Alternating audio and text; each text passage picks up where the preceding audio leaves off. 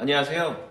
이 땅의 일에 대한 통합된 그리스도교 관점을 소개하고 나누기 위해서 기독교 대한선교교회 소금빛교회에서 설립하고 후원하고 있는 파이미니스트리 코퍼스 용서 주간 2023년 돈의 중요성 6번째 온라인 나눔에 참여하신 모든 분들을 우리 주님께서 환영하십니다.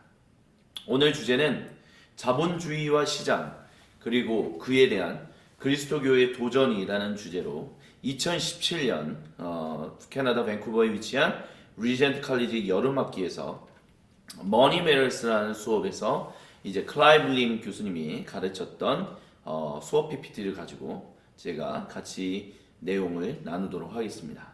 잠시 기도하고 시작하겠습니다. 거룩하신 성삼위 하나님 감사합니다.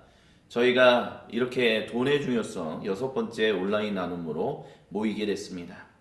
2017년 클라이브 림 교수님을 통해서 돈의 중요성이라는 주제로 영미권에 주님의 귀한 지혜를 나눠주셨는데 저희가 그것을 바탕으로 오늘 한국어로 이 내용을 나눕니다. 저희가 나누는 이 모든 내용 가운데 저희가 이 모든 것을 통해서 귀한 것들을 배우는 거룩한 시간 되게 하여 주옵시고 그렇게 알매 그 지혜를 갖게 하사 주님 저희가 이 땅에서 정말 지혜롭고 영리하고 기민한 청지기들로서 온전히 주님께 영광을 올려드리며 살아가는 하나님 백성 될 수 있도록 저희 삶을 인도하여 주옵소서. 처음 시작하는 시간입니다. 우리를 방해하려고 하는 더러운 악한 마귀 사탄 세력들은 나사의 그리스도 예수님 이름으로 저주와 걷떠나가게 하여 주옵소서. 이 시간 모든 것을 통하여 우리 주님 홀로 영광 받으실 것을 믿음으로 고백합니다. 감사합니다. 살아계신 예수님의 이름으로 기도합니다. 아멘. 그래서 이제 화면을 공유하면서 시작하도록 하겠습니다. 저희가 이 주제는 이제 2022년에 이제 돈의 중요성에 대해서 이제 이야기를 한번 이제 나눔을 했었었는데 그때는 이제 굉장히 좀 길게 이제 나눔을 이제 진행을 했었는데 그때까지는 이제 5번째 PPT 나눔이었던 이제 교회가 돈을 어떻게 바라봐 왔는가라는 주제까지만 저희가 이야기를 나눴었습니다. 그리고 그래서 사실 이 PPT는 2022년에는 이제 나눈 적이 없었던 PPT였다라고 이제 말씀을 드릴 수 있을 것 같아요. 근데 이 주제를 가지고 이제 자본주의와 시장, 그리스도교의 도전이라는 것을 통해서 자본주의를 좀 더 이해하고 또 시장이라는 것을 이해하고 또 뭐 세계화라는 여러 가지 주제를 가지고 그리스도교가 이런 어떤 우리가 결국 오늘날 우리의 시대이거든요. 자본주의라는 것도 오늘 우리의 시대고 시장이라는 것도 오늘 우리의 시대를 얘기하는데 이것과 관련해서 오늘 그리스도교가 얘기해야 하는 것은 무엇인가 라는 주제를 저희가 좀 함께 이야기를 나누도록 하겠습니다. 그래서 이제 자본주의와 시장 그리스도교 도전인데요.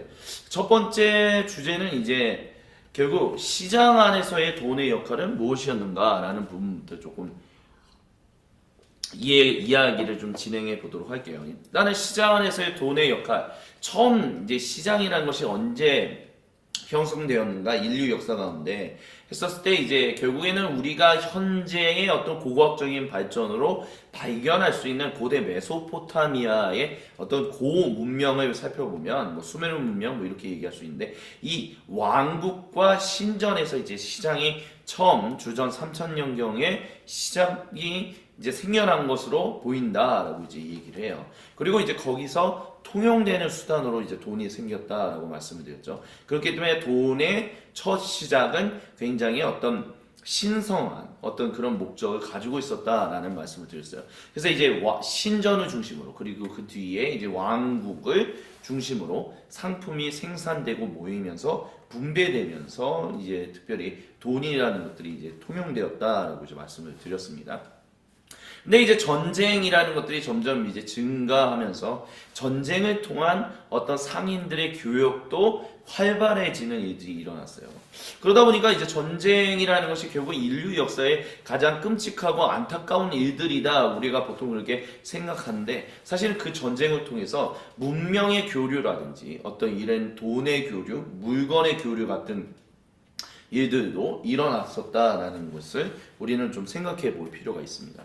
그러면서 이제 주전 600년경에 이제 보통 추계 시대라고 얘기하는, 그래서 이 추계 시대라고 얘기하는 시대가 어떤 얘기냐라고 할 때 이제 Actual Age라고 얘기하거든요. 그래서 뭐 인도라든지 뭐 중국이든지, 그래서 중국에는 뭐 공자라든지, 그리고 인도에서는 이제 석가모니, 그리고 이제 바벨론에서는 이제 바벨로니아 문명, 이렇게 어떤, 그리고 뭐 그리스 같은 경우에는 뭐 플라토, 뭐 이런 그리스 철학의 어떤 태동, 뭐 이런 것들과 함께 더불어서 굉장히 인류 문명의 어떤 대변혁을 일으키는 여러 사람들이 동시다발적으로 나타났다. 그래서 그 시대를 이제 추계 시대로, 그 추계 시대 이전과 그 추계 시대 이후로 인류의 문명이 굉장히 크게 변화했다. 이제 그렇게 얘기를 하거든요. 근데 그 주전 600년경에 이제 리디아, 인도, 그리고 중국의 권세자들이 거의 동시에 이제 상인과 군인들에게 어떤 뭐 전쟁을 치른다는 것은, 전쟁에는 결국 물자가 필요하고 사람이 필요하고 이렇잖아요. 그래서 그 군인들에게 또 상인들에게 이제 값을 지불하면서 동전을 주조하는 일들이 또 생겼다라고 얘기해요. 그렇기 때문에 이제 현금이라고 얘기하는 우리가 돈이라는 거, 그리고 돈의 어떤 단위가 통일되게 된 결정적인 역할을 했던 것은 결국 전쟁이다 라고 이제 보통 이야기를 합니다. 그래서 데이비드 그레이버라는 분은 이제 얘기를 했었었죠. 그래서 그 데이비드 그레이버에 대해서는 그분은 뭐라고 얘기하냐면, 이 추계 시대 이후로부터 나타나게 된 새로운 체제를 이제 군대, 그래서 전쟁에는 결국 군인이 필요하잖아요. 그래서 군대가 이제 형성되고, 그 군대에게 어떤 값을 치르기 위해서 동전을 주조하면서, 또한 이제 그 노예를, 그래서 정복한 지역의 사람들을 노예로 삼는 일들이 일어나고, 그러면서 이제 시장이라는 것이 굉장히 단순의 물건이 오고 가는, 통용되는 어떤 신전을 중심으로 한, 왕국을 중심으로 한 그런 어떤 단순성에서 이제 벗어나서 복잡한 형태의 어떤 시장이 이제 등장하기 시작했다라고 얘기를 합니다. 데이비드 그레이버가. 그래서 시장성이 높은 상품으로서 이제 인간이 노예로서 팔리는 일들이 이제 일어난 거예요. 그래서 이 Actual Age라는 시대 이후부터는 이제 약탈과 노예 삼음과, 그리고 이제 어떤 주인의 국가, 그리고 이제 신하의 국가로서 이제 공물을 바쳐야만 하는 포악한 어떤 악순환이 이제 반복되는 일들이, 그래서 시장 안에서 돈이 그런 역할들을 했다는 거예요. 그래서 고대 그리스 로마 제국 안에서 그런 일들이 굉장히 절정에 달았다라고 얘기합니다. 특별히 이제 플라톤이나 아리스토텔레스 철학을 보면 결국 자유민들이 이제 특별히 아리스토텔레스 같은 경우는 일이다라는 것은 결국 인간의 삶을 옥죄우는, 인간이 정말 자유한 삶을 살아가지 못하게 만드는 악한 것들로 이제 바라보게 되거든요. 근데 이제 그런 일들을, 그렇기 때문에 이제 뭐 시민권을 가지고 있는 그리스 자유민들은 그런 일하는 것으로부터 자유롭게 어떤 인간의 참된 본성, 인간의 참된 목적을 추구하며 쟁취하며 살아가야 합니다. 뭐 이런 얘기들을 많이 했는데, 그러면 일은 누가 하면서 할 거냐? 그건 노예들이 해야 할 것이다. 이런 식으로 약간 인간 취급하지 않는 어떤 그런 현실들도 있었어요. 그런 것들이 이제 절정에 다른 거죠.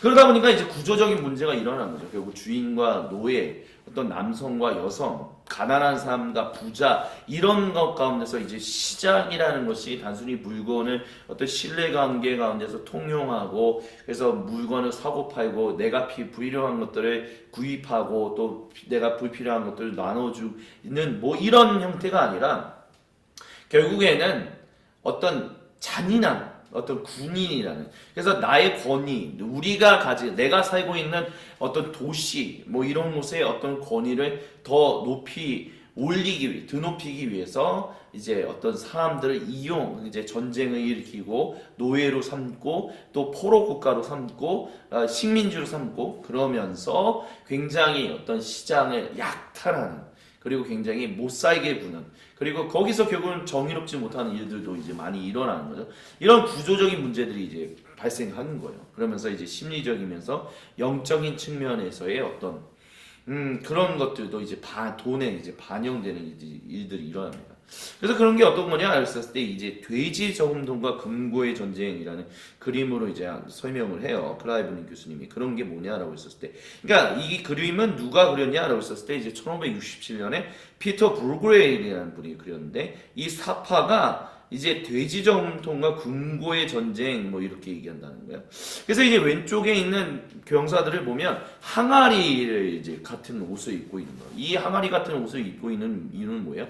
전쟁을 통해서 약탈한 것들을 자기의 어떤 주머니에 채우기 위해서 항아리를 이제 입었다는 거예요. 그래서 전쟁과 약탈과 폭력에 관한 풍자로서 피터 브루그렐이 이런 그림을 이제 그리게 된 것인데, 그래서 이 사파는 결국 부가 또 다른 부와 함께 더불어서 싸우는 정신 나간 어떤 비인간적인 아수라장을 담고 있다는 거예요. 그래서 만몬과 살인, 지금과 영원, 하나와 갈라놓을 수 없는 이런 어떤 비극적인, 그래서 모든 전쟁은 결국 탐욕에 의해서 초래되는데, 빈자가 전쟁을 만드는 것이 아니라 상대방을 도적질하는 부자에 의해서 항상 전쟁이 이제 시작된다는 거죠. 그리고 그런 전쟁을 이용해서 자신의 어떤 삶을 낫게 하려고 하는 일반적인 사람들의 어떤 그 탐욕과 욕심과 그 흉포함이 이제 더해져서 이제 전쟁에서 이런 일들이 이제 펼쳐진다는 거죠.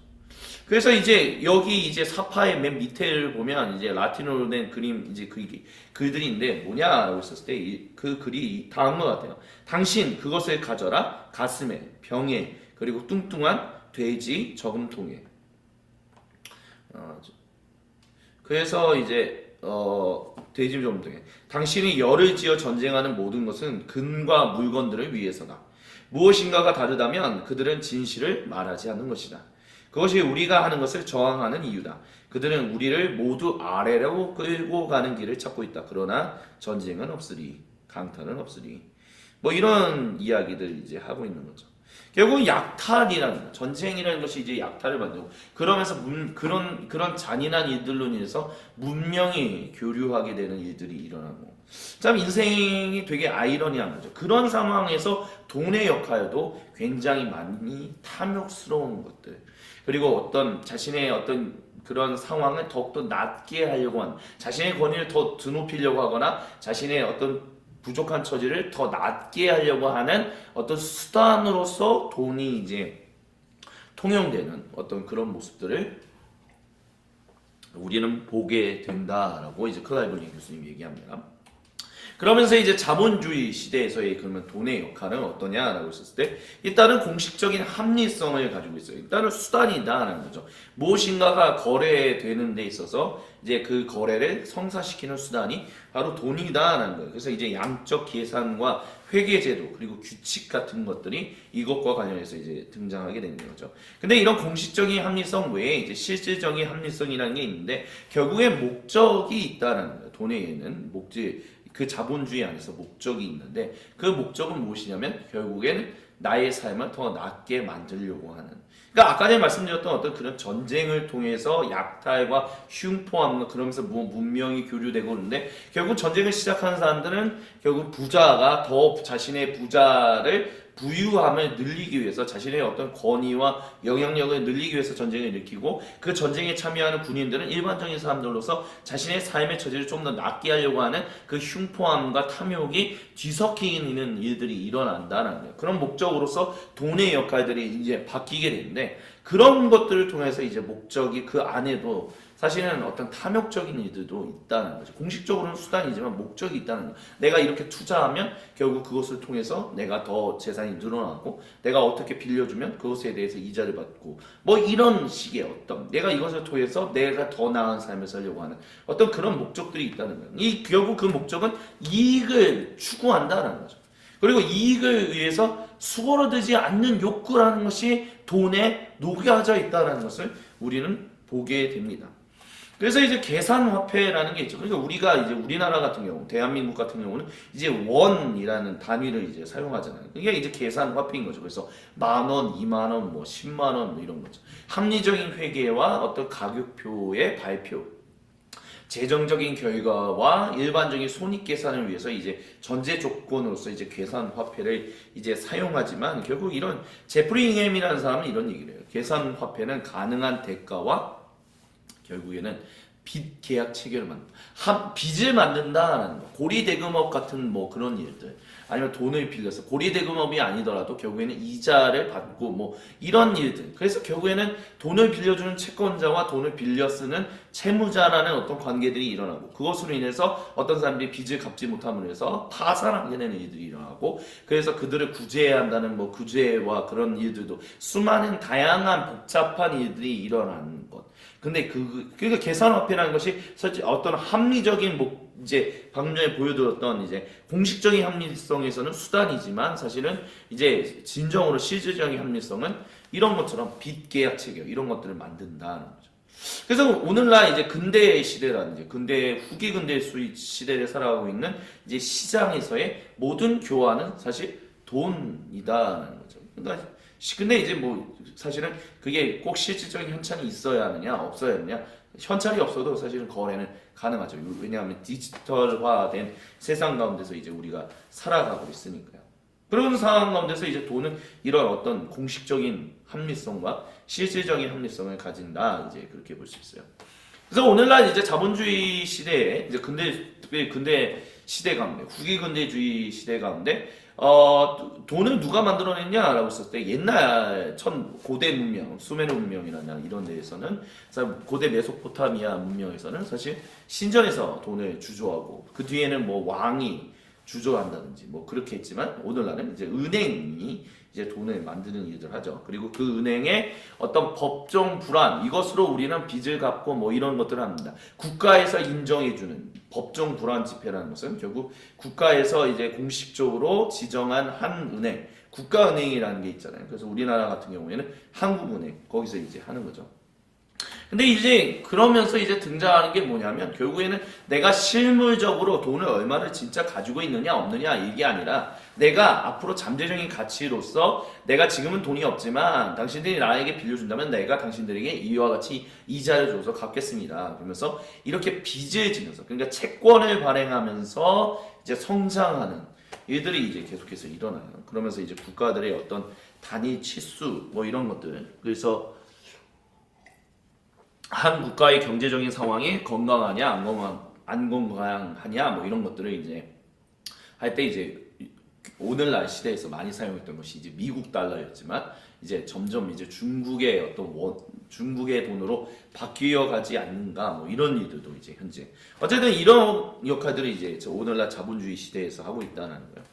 근데 이제 월스트리트의 늑대라는 2013년에 이제 작품이 있어요. 이제 2014년에 이제 마틴 스코세이지가 감독한 미국 자전적인 블랙 코미디 영화인 거죠.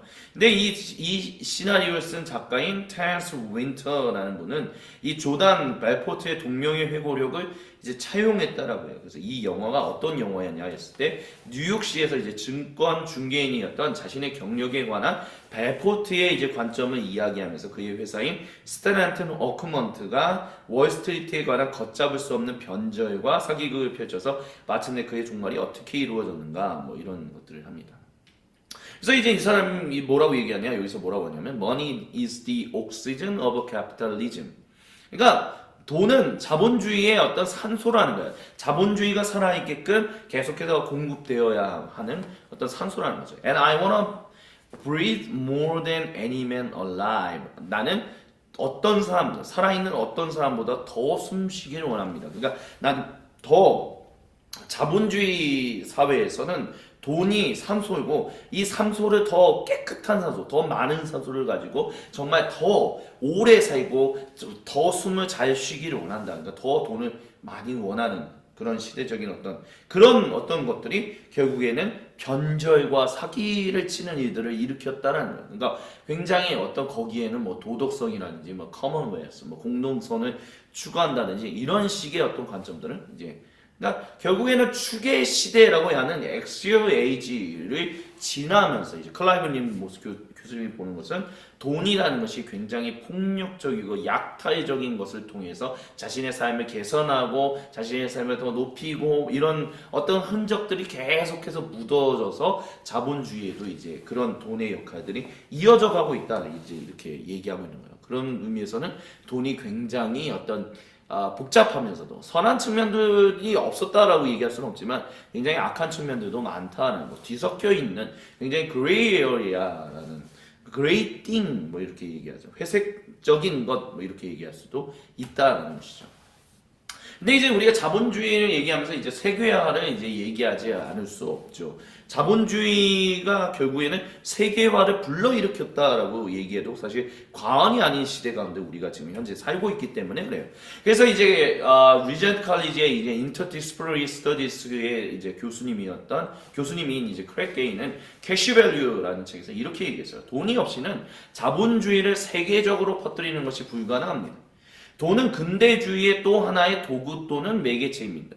마치 그 클락을 움직이는 기계시계처럼 돈은 동시대, contemporary world 안에 가치를 측정하는 것을 허용한다라고 얘기합니다. 그러면서 그런 게 어떤 게 있냐 했을 때 개별적인 권리, 재산권을 포함해서 명확한 법, 규칙, 특별히 사업가 재산에서 활기차고 경쟁적인 사적 소유와 절제된 정부 개입. 그러니까 약간 최소화된 그 작은 정부 뭐 이런 것들 얘기하는 거죠. 그래서 자유무역을 허용하고 가능하게 하는 정부 역할 이런 것들을 이제 가치를 중요하게 여기는 그런 자본주의를 퍼뜨리는 어떤 수단이 이제 목적으로서 이제 돈이 사용되었다 이제 그렇게 얘기하는 거예요. 그래서 이제 이전에도 말씀을 드렸지만 결국에는 중국의 공산화를 무너뜨리는 것은 결국 무엇이겠냐라고 했을 때 미국의 이제 영미권 또 서구권의 이제 자본주의는 이제 서구권의 자유민주주의 국가라고 얘기하던 국가들은 결국에는 이제 시장 경제가 활성화되고 자본주의가 거기에서 꽃을 피우고 이런 일들이 일어나면 중국의 어떤 공산당적인 측면은 자연스럽게 이제 무너질 것이다.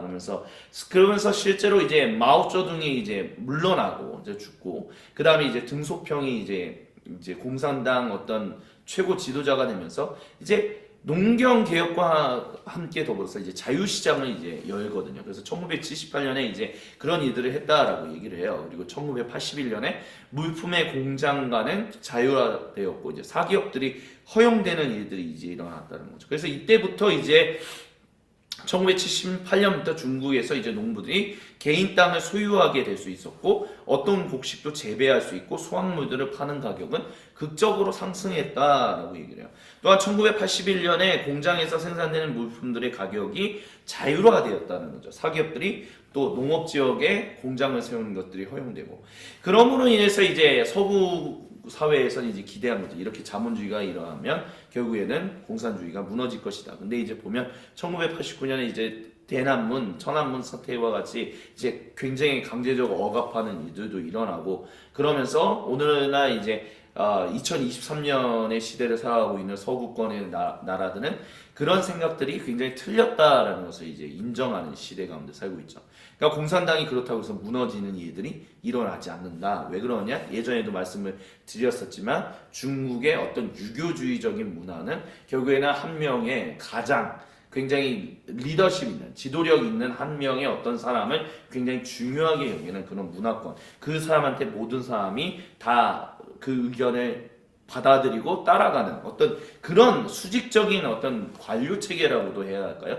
그런 인식들이 굉장히 깊게 뿌리가 내려 있기 때문에 일단 서구 민주주의에서 얘기하는 자본주의 그러면 자유 이런 민주적인 모두가 다 평등하다 동일하다 이런 식의 생각이 이제 중국에 뿌리를 내릴 것이다라는 생각은 굉장히 순진한 오해였다라는 것을 이제 보여주는 거죠. 하지만 그렇다고 해서 이제 그런 식의 생각이 항상 틀렸느냐라는 것은 아니다라는 것을 우리는 알 수 있어요. 결국에는 1989년에 이제 베를린을 나누었던 이제 베를린 장벽이 무너지고 동독과 이제 서독 이제 동베를린과 서베를린에 이제 살던 사람들이 자유롭게 왕래하는 일들이 일어나게 됐는데 결국 이런 일들이 일어나게 된 이유는 뭐냐?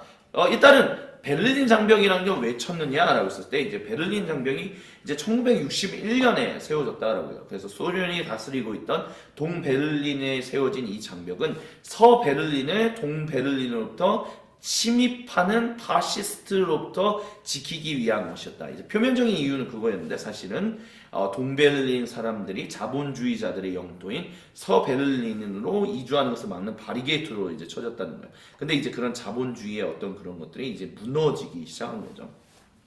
자유, 인권 이런 것들이 얼마나 중요한가라는 것들이 또 경제적인 서베를린과 동베를린 사이의 어떤 경제적인 격차가 굉장히 심화되면서부터 이제 결국에는 이제 이 장벽을 무너뜨리고 우리가 함께 자유롭게 이제 왕래하면서 살자라는 일들이 일어난 것이죠. 그런 거 놓고 본다면 결국에는 자본주의가 들어가게 되면 어떤 민주주의적인 그런 정신, 모두가 평등하고 동등하게 자유롭게 자유평등 박애라고 얘기하는 어떤 근대주의의 어떤 사상이 굉장히 깊게 뿌리를 내리고 공산당을 무너뜨릴 것이다라는 게 실제로 이루어진 어떤 단면적 사례다라고 이제 얘기할 수 있다라는 거죠. 그러니까 어떤 경우에는 성공하고 어떤 경우에는 실패했는데 결국엔 그런 성공과 실패의 차이점은 결국은 동양적인 어떤 사고의 깊은 뿌리와 서구적인 사상의 어떤 깊은 뿌리가 다른 측면이 있기 때문에 그렇다라고 이제 얘기할 수 있다라는 거예요. 그러면 이제 데이비드 그레이버라는 사람이 이제 부채 5,000년의 역사라는 책을 썼다라고 했잖아요. 근데 이제 그 책의 384체 로부터 385쪽에는 이런 내용이 있다라고 해요. 융자를 바탕으로 이제 고대 메소포타미아에서 처음 시장이 생겼다. 그래서 이제 융자, 내가 이렇게 돈을 빌려줄게. 너는 이것으로 이제 하고 나중에 갚아. 그러니까 이러면서 이제 항상 얘기하는 게 신용이라는 것을 통해서 사실은 어떤 거래라는 것이 먼저 시작되었고 그러면서 어떤 그 다음에 돈이라는 거, 그 다음에 물물 교환 이런 것들이 이제 등장하기 시작했다라는 이제 그런 인식들을 보여주는 거예요. 그래서 초창기 시장은 이제 우선적으로 융자의 바탕을 두고 체계를 운용했다라고 이제 얘기를 합니다. 그래서 초창기 시장이라는 것이 물론 우리가 얼마만큼 알 수 있느냐라고 했었을 때 이 뭐 정도의 차이가 있지만 이제 스필오버라는 말을 써요. 근데 스필오버가 뭐냐면 통합적인 권력 국가가 자발적으로 주권의 일부를 포기하여 지역 공동체를 형성한다. 그러니까 지역 분권화 뭐 이런 식으로 얘기해도 될 것 같아요. 그런 형태로 이제 시장들이 형성되는데 정교한 행정이 이제 없었기 때문에 그러므로 해서 어떤 융자를 바탕으로 한 어떤 체계가 운영되지 않았냐 이제 얘기를 해요. 근데 그 이후에 이제 현금 시장이 전쟁, 아까 전에 얘기했던 것처럼 추축 시대, actual age, AXIA의 age 이것을 통해서 이제 세금과 공무제를 통해서 현금을 중요하게 여기는. 그래서 현금 시장이 이제 군인들에게 공급하기 위한 세금과 곡물들을 거둠으로써 대체적으로 이제 등장하게 됐다는 거예요. 근데 이제 그것뿐만이 아니라 이제 사회의 여러 다양한 측면으로 이제 현금을 사용하는 일들이 이제 일어났다라는 것을 얘기를 해요. 근데 이제 그러다가 이제 중세 시절에 이제 융자 체제로 이제 복귀하게 되는데 그 이후에 하지만 결국에는 시장은 이제 포퓰리즘이 이제 시작되는 일들이 일어나요. 그래서 시장과 정부를 이제 분리하는 일들. 정부가 너무 많이 간섭을 하면 결국은 시장은 제대로 된 역할. 많은 사람들, 공동의 사람들을 이제 그들의 삶을 개선하는 일들을 하지 못한다. 그렇기 때문에 시장이 자유로워지면 자유로워질수록 그 시장의 모든 어떤 이익은 많은 사람들에게 뭐라고 할까요? 균등하게 이제 배분될 것이다. 이제 그런 시장 포퓰리즘이 이제 그 뒤에 이제 등장하게 됐다. 이제 데이비드 그레이버는 이제 얘기하는 거죠. 그래서 시장 포퓰리즘은 이제 시장들이 정부 너머로 정부를 대적하거나 정부 바깥에서 존재할 수 있다라는 생각이었다라고 얘기를 해요. 그러면서 이제 뭐 길드가 형성이 되고 이제 시장들의 어떤 상인들의 이제 집합제 이제 이런 것들이 이제 생겨난 것들이 이제 시장 포퓰리즘을 얘기해주는 단적인 예다 이렇게 얘기할 수 있는데, 근데 이런 시장 포퓰리즘이 이제 가지는 이제 역설의 수수께끼가 있었다 뭐라고 얘기합니다. 왜냐하면 무엇보다도 먼저 이제 시장 포퓰리즘은 결국에는 정부와 시장의 관계성이, 그러니까 정부가 제대로 해야 한다 뭐 이런 것들을 얘기하는 거죠.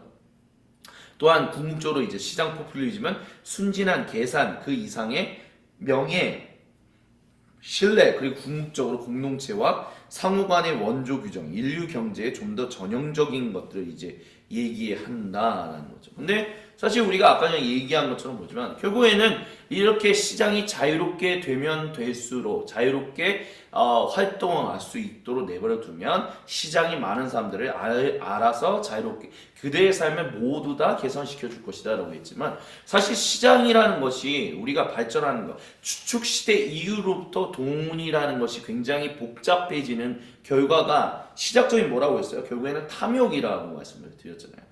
그러니까 전쟁을 통해서 나의 권위를 높이고 부자, 보통 왕, 힘을 가지고 있는 권력을 가지고 있는 사람들이 자신들의 권력을 좀 더 강화하기 위해서 전쟁을 일으키고 거기서부터 얻는 부산물 그리고 그 전쟁에 투입되는 군인들은 그것을 통해서 돈을 벌므로 말미암아 자신의 어떤 빈궁한 삶을 좀 더 개선하고자 하는 어떤 그런 욕망들이 한데 얽혀서 등장하게 되었다라고 말씀드렸잖아요. 현금 시장이라는 게.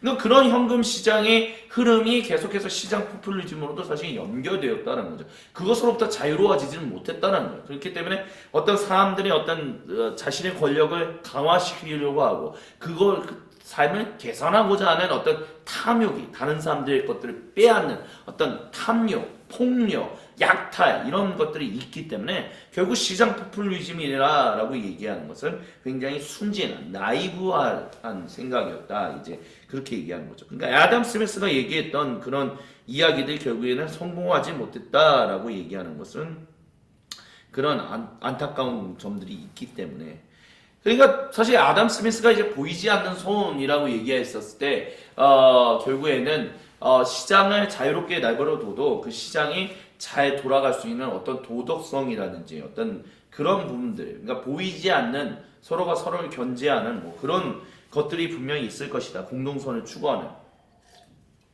그런 어떤 인식들 또 뭐 이후에 등장했던 어떤 것들을 보면 결국은 많은 사람들이 시장으로부터 균등한 어떤 이익을 얻을 수 있을 것이라고 기대하는 것은 결국은 나 혼자만 다른 모든 사람들보다 가장 최고의 어떤 이익을 얻을 수 있다는 것이 불가능한 것을 알기 때문에 그러니까 서로의 이기심이 나는 좀 더 많은 이득을 얻고 싶어 그런 이기심들이 집약해서 나타나다 보니까 결국에는 모두에게 그 사람만을 위한 어떤 한 그룹만을 위한 한 사람만을 위한 어떤 이익의 그 쏠림 현상이 일어나지 않을 수 있는 자율적인 어떤 규제가 일어날 것이다.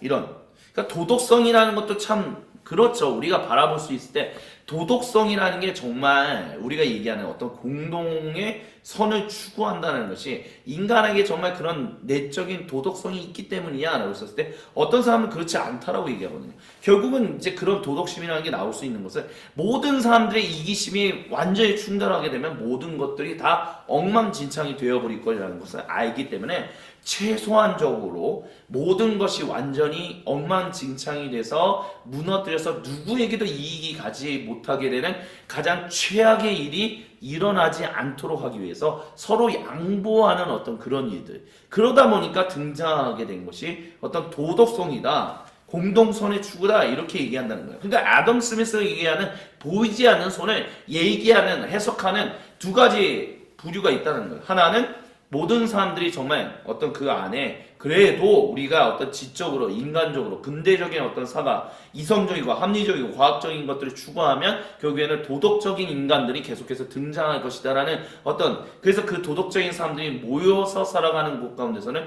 그것을 어떤 규율을 그 정의를 이제 실현해주는 보이지 않는 손이 있을 것이다. 이렇게 이제 애덤 스미스의 보이지 않는 손에 대해서 얘기하는 분들도 있지만 또 그렇지 않을 것이다. 그러니까 보이지 않는 손이라는 것은 결국에는 인간의 이기심들이 가장 최대로 부딪혔을 때는 모든 것들이 아무도 이득을 얻지 못하기 때문에 그런 이기심이 최대로 부딪히지 않게끔 하기 위해서 서로 절제하는, 서로 양보하는 그러니까 결국엔 내 이익과 모든 이익 어느 정도 받기 위해서 그 최악의 수가 벌어지지 않게끔 하기 위해서 내세우는 게 이제 도덕성이다. 그런 것들이 이제 보이지 않는 손이다. 뭐 이렇게 얘기하는 경우도 있다라는 거예요. 그러니까 이제 그런 시기로부터 이제 정부와 이제 시장, 정부 자본주의, 이제 시장 자본주의. 과연 어떻게 해요?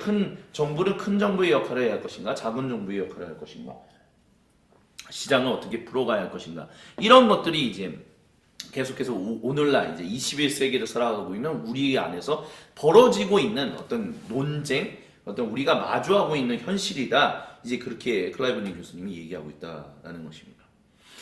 자본주의가 그러면 결국에는, 그러니까 우리가 지금 살고 있는 세상에서 말하는 자본주의가 복인가 아니면 정말 안 좋은 것인가 라고 했었을 때, 일단 피터 버거라는 사람은 유익이 있다라고 얘기를 해요. 그러니까 진보된 산업 자본주의가 발생하고 했고 태동했다는 거죠. 그리고 계속해서 발생하고 있으면서 현 인류 역사 가운데서 다수의 사람들에게 있어서 가장 중요한 물질적 기준이 되고 있다는 거예요. 그러니까 많은 사람들의 삶이 실제적으로 개선된 부분들이 있다는 거예요. 자본주의가 등장하면서 그게 자본주의가 준 유익이다라고 이제 얘기한다는 거죠. 그러면서 이제 얘기하는 게 이제 1400년경에 한번 사망률을 기억해 보자 이런 얘기를 해요. 1400년경이라고 한다면 이제 13세기를 얘기하는 거죠. 근데 그때가 언제냐 하면 이제 중세 이제 후기로 넘어가고 있는 시기인데 15세기죠. 중세 후기로 넘어갔는데 이때는 거의 이제 뭐였죠? 뭐 일단 십자군 전쟁을 이제 거의 끝내가는 십자군 전쟁이 끝났고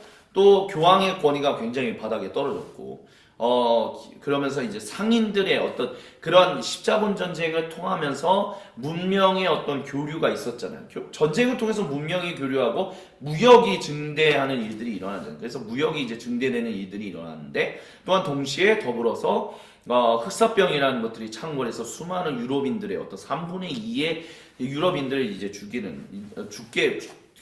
죽는 어떤 끔찍한 일들이 이제 일어났었어요. 그러니까 오래 살지 못했던 거죠. 1400년경에 이제 유럽인들 같은 경우는요. 근데 이제 1861년에 이제 잉글랜드와 웨일즈를 보게 되면 그때 당시만 놓고 보더라도 여성이 25%가 40세 이전에 이제 사망했다라고 이제 얘기를 해요. 그래서 감염됨으로 이제 또 영아들이 사망하게 되는데 1900년경이 되면서 캐나다를 보면 영아 사망률이 이제 10%가 된다. 이제 그런 얘기를 합니다. 그럼 무슨 얘기를 하고 싶어서 지금 이걸 보여드렸냐라고 한다면 자본주의가 들어오면서 어떤 사회 관계 시설들이 이제 개선되고 또 많은 사람들에게 유익이 가고 뭐 이런 것들이 과연 이 유익을 주는 경우들이 있었는가라고 했을 때는 어떤 부분에서는 분명히 유익을 주는 경우들이 있어요. 결국은 그런 어떤 감염되는 이 경로들이 이제 차단되기 시작하고 어떤 사회 개선 이제 관계 시설들이 개발되면서부터 이제 전염병이 돌고 이런 것들이 점차적으로 많이 이제 줄어드는 어떤 그런 일들이 실제적으로 일어났으니까요.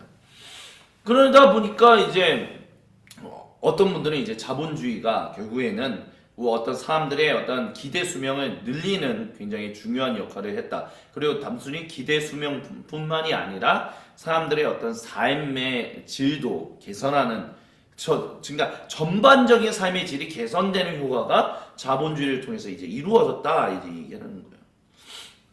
그렇다는 거죠. 하지만 또 우리가 잊어버리지 말아야 할 것은 1861년 경우 같은 경우는 이제 한참 이제 자본주의 이제서 산업사회 뭐 이런 것들이 한참 절정기로 이제 막 이제 나타나고 있었던 시대인데 여성들이 이제 뭐 40세 이전에 사망하는 일들 그리고 영아들이 사망하고 막 수많은 안 좋은 일들이 또 일어났었던 것들도 우리는 자본주의 태동과 어떤 발전과 더불어서 계속해서 사람들이 어떤 죽어가는 어떤 안타까운 일들이 사람들이 기대 수명이 그렇게 높지 못했던 일들도 있었다라는 것을 우리가 좀 바라볼 필요가 있어요. 그러니까 자본주의 그래서 사회 관계 시설이 개발되고 그러면 인해서 사람들의 대체적인 기대 수명이 늘어나고 어떤 삶의 질이 대체적으로 다 뭐 상승했다라는 것은 굉장히 신화화된 어떤 자본주의를 굉장히 신화한 어떤 그런 식의 인식이다라고 이제 볼 수 있다라고 얘기하는 거예요. 그렇기 때문에 우리가 잊지 말아야 할 것은 꼭 덮어놓고 자본주의가 유익을 줘서 모든 사람들의 삶의 질이 개선되었다 이렇게만 바라보는 것은 좀 어려운 부분들이 있다라는 것. 하지만 중요한 것은 영아 사망률이 또 낮아지는 것도 어떤 면에서는 한편으로 또 사실인 측면들이 있다라는 것. 예, 그렇죠. 그리고 또 이제 자본주의의 유익과 관련해서는 결국에는 90%의 가난이 감소하게 되었다 이제 그런 얘기를 해요. 그러니까 사망률과 영아 사망률이 굉장히 낮아지고 기근과 기아가 감소하고 질병이 감소하고 근데 이제 또 전염병이 좀 더 긴 유행들도 뭐 일어나긴 했지만 어쨌든 그런 것들도 많이 줄어드는 일들이 이제 일어났다는 거죠. 왜냐하면 이제 우리가 보통 이제 오늘날 우리가 얘기하는 이제 오늘날의 의학이 근대 시대를 지나면서 어떤 과학의 폭발적인 발전 뭐 이런 것들을 통해서 그리고 또한 이제 백신의 등장과 뭐 주사기의 등장 뭐 여러 가지 것들이 결국에는 전염병을 좀 더 빨리 차단하는 어떤 그런 역할들도 일어나게 한 거죠. 또한 선택과 표현의 자유가 또 등장했다. 그래서 더 나은 교육과 문해력의 향상도 분명히 일어난 게 자본주의가 우리에게 준 유익이다라고 얘기할 수 있는 측면들이 있다라고 또 클라이브님 교수님은 얘기해요. 그렇죠. 그래서 아시아 자본주의 이랬을 때 이제 아시아의 이제 4대 용 뭐 이렇게 얘기했을 때 타일랜드, 사우스 코리아, 우리나라, 이제 싱가포르 뭐 이런 나라들이 이제 아시아의 어떤 자본주의를 통해서 이제 굉장히 발전했었잖아요. 이익을 얻었었던 거죠. 아시아와 이제 개발 국가들이 이제 굉장히 높은 경제적인 성장을 이루는 일들이 일어났었다는 거죠. 근데 이제 1997년에 이제 글로벌 세계 경제 위기가 오면서 우리나라도 이제 IMF 위기를 겪으면서 이제 경제 국가들이 어떤 그런 경제 성장이 완전히 꺾이는 일들이 우리나라뿐만이 아니라 뭐 태국이라든지 여러 나라에서 이제 벌어졌었죠. 그래서 한국에서는 IMF 일이 있었고 태국에서도 결국에는 금을 모으는 운동들이 아마 있었던 것 같아요. 군인들을 통해서. 그래서 이제 아시아 자본주의의 어떤 위기가 있었는데 이제 2017년 6월 30일에 이제 피터 타스크라는 사람이 이런 기사를 썼었어요. 뭐냐면 재정 위기가 아시아를 도왔고 서구에게 이제 오히려 큰 해를 줬다는 거예요. 그러니까 우리가 보통 이제 생각했을 때 아시아가 우리가 IMF를 겪으면서 굉장히 경제적인 큰 위기를 겪었었다. 이제 그랬었는데 결국에는 서구에게는 유익이 있었고 우리에게는 위기의 최악의 순간이었다. 이제 보통 그렇게 생각하는데 사실은 처음엔 그렇게 생각했지만 그러지 않았다라고 이제 2017년에 이 사람이 피터 타스크라는 사람이 신문 기사를 이제 기고를 한 거예요. 오히려 미국과 서구 유럽이 만들어냈던 세계 질서가 마지막을 이제 마주하는 그런 일들이 일어났다는 거죠. 그러니까 굉장히 끔찍한 일이 일어났었잖아요. 국제통화기금 IMF로부터 돈을 빌리고 내가 해고되었다 뭐 이런 것들이 일어나고 인도네시아 같은 경우에는 IMF 총재였던 미셸 캄두스가 팔을 깨고 수하르토 뭐 이게 긴축재정. 그러니까 우리가 그때 일어난 게 IMF로부터 재정을 받아서는 안 된다 그랬을 때 IMF가 결국에는 서구의 입맛에 맞게 우리 시장을 재편할 것이다. 결국 우리의 어떤 재정적인 상황이 약해질 것이다. 어떤 그런 위기감들이 우리나라에서도 굉장히 많이 그 뉴스나 어떤 신문에서 다루었던 걸로 이제 저는 기억을 하고 있거든요.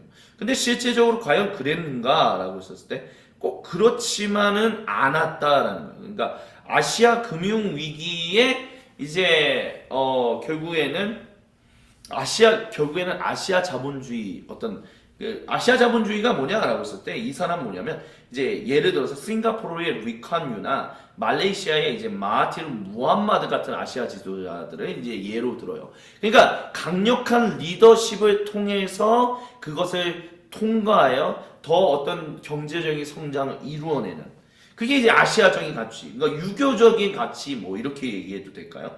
그러니까 굉장히 상냥한 권위주의다라고 얘기를 하는 거예요. 그래서 상냥한 권위주의로서 이제 민주주의가 아니라 그래서 우리나라 같은 경우에도 막 굉장히 군목의 운동으로 이제 자발적인 어떤 운동을 통해서 IMF로부터 우리의 어떤 경제의 그런 지배를 식민 지배로부터 이제 탈피하자 뭐 그런 얘기들도 하고 그랬었는데 결국에는 어떤 하나의 어떤 집약된 공동체를 추구하는 사실 자본주의라고 얘기했을 때 서구 사회의 자본주의는 굉장히 개별적인 자유 이거를 굉장히 중요하게 여기고 그들이 모두 다 균등하게 평등해지는 것이 중요하다.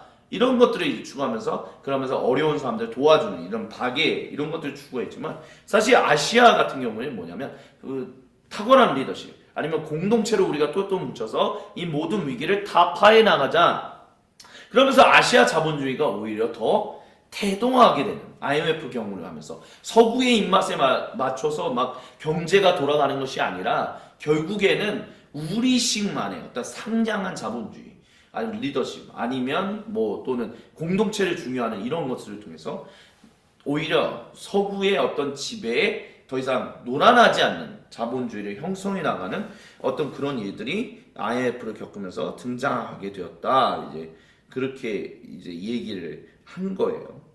그러면서 이제 쭉 이제 신문 기사에 대해서 이제 쭉 얘기하는데 이걸 다 설명할 수는 없지만 그럼으로 인해서 서구의 자본주의는 그러니까 아시아 자본주의가 결국에 만들어내게 된 중요한 일의 핵심은 이제 이런 거다는 거죠. 더 나은 건강과 교육, 더 나은 취업 기회, 민주적인 권리의 행사 뭐 이런 것들이 더욱더 등장합니다. 또 유교식 자본주의. 중후인들은 이제 확대 가족을 이제 돌봐야 한다라고 진술하면서 가장 최고의 것을 한다. 그래서 정부의 역할을 좀 더 강조하는 어떤 일들이 계속해서 이제 등장하게 되었다라고 이제 클라이브님은 교수님이 얘기하는 거예요. 이런 얘기를 이제 차이니즈 엔터프로너십에 대한 싱가포르에서의 차이니즈 엔터프로너십에 대해서 이제 논문을 쓴 거를 가지고 이제 얘기를 하는 거죠.